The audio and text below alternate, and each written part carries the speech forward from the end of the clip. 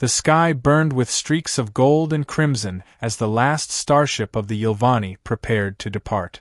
Zinara stood among the dwindling crowd of her people, her heart clenching like a trapped bird. The air around her hummed with the final launch sequences, but she wasn't thinking about leaving.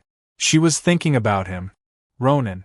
A human who had once been nothing more than a stranger in this vast, chaotic world, but now, he was everything. He had been the one to teach her what it meant to laugh, to feel warmth on cold nights, to understand that love was not a weakness but the most powerful force in the universe. And now, she had to leave him behind. Zinara. His voice was rough, strained, as if speaking her name hurt him as much as this moment hurt her. She turned, drinking in the sight of him. His deep brown eyes filled with emotions he refused to voice, the way his fingers twitched at his side, as if he wanted to reach for her but couldn't. "You don't have to go," he said at last, stepping closer. "Stay. We can find a way." Her throat tightened. "I." A sharp chime rang through the air. Final boarding call. Zinara's fingers curled into fists. Her duty was to her people. They had decided to leave Earth after diplomatic tensions soured. Staying behind meant becoming an exile. "You belong with them, right?" Ronan's voice cracked. "Not here. Not with me." The pain in his words struck deeper than she expected. She wanted to tell him that he was wrong, that she belonged wherever he was. But her people needed her. So, she turned and walked away. And the moment she stepped onto the starship, she felt something inside her break. Weeks passed. Then months. Zinara sat by the window of her quarters, staring at the stars that stretched endlessly before her. The Yilvani homeworld was beautiful, full of towering crystalline structures and skies that shimmered with violet light. It should have been enough. But it wasn't. She missed the scent of rain-soaked earth, the laughter of children playing in the street, the warmth of human hands against hers.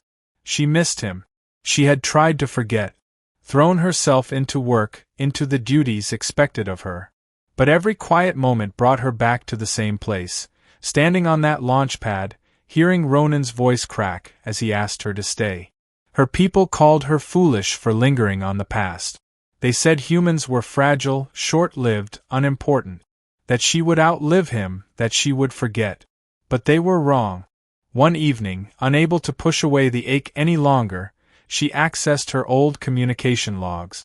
There, glowing softly on the screen, was his last message.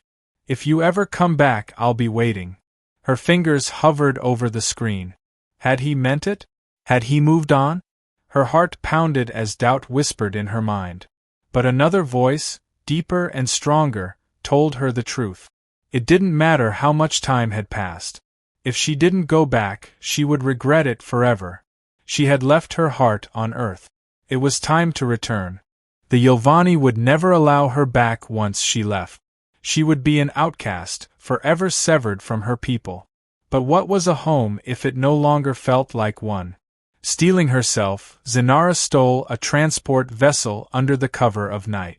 The moment she entered Earth's atmosphere, her pulse pounded with anticipation. Would he still be there? Had he moved on? When she stepped onto familiar soil, a rush of memories overwhelmed her. The city lights, the scent of flowers blooming in the evening air.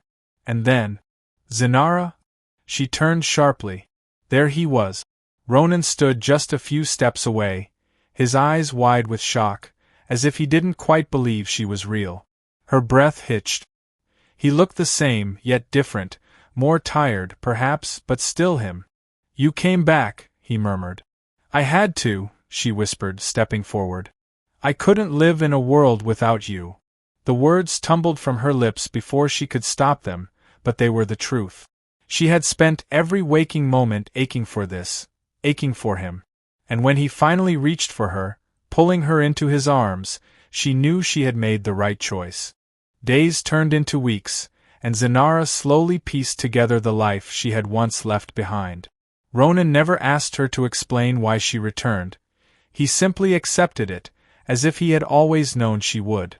They spent nights under the stars, wrapped in quiet conversations and lingering touches. She told him of the emptiness she had felt away from him, of the way every sunrise on her homeworld had reminded her of what she had lost. He listened, never interrupting, only holding her close when the words became too heavy. One evening, as they sat by the river, he reached for her hand. "So, what now?" She exhaled softly. "I don't know." He chuckled. "Well, you are technically an illegal alien now." She rolled her eyes. "That joke is outdated. Still funny, though." His thumb brushed over her knuckles, sending shivers down her spine. "But seriously, you gave up everything for me. Are you sure?"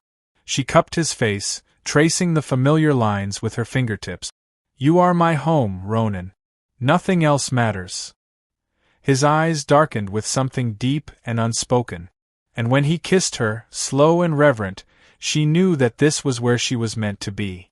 Not among the stars, not with her people, but here, in the arms of the man who had captured her heart.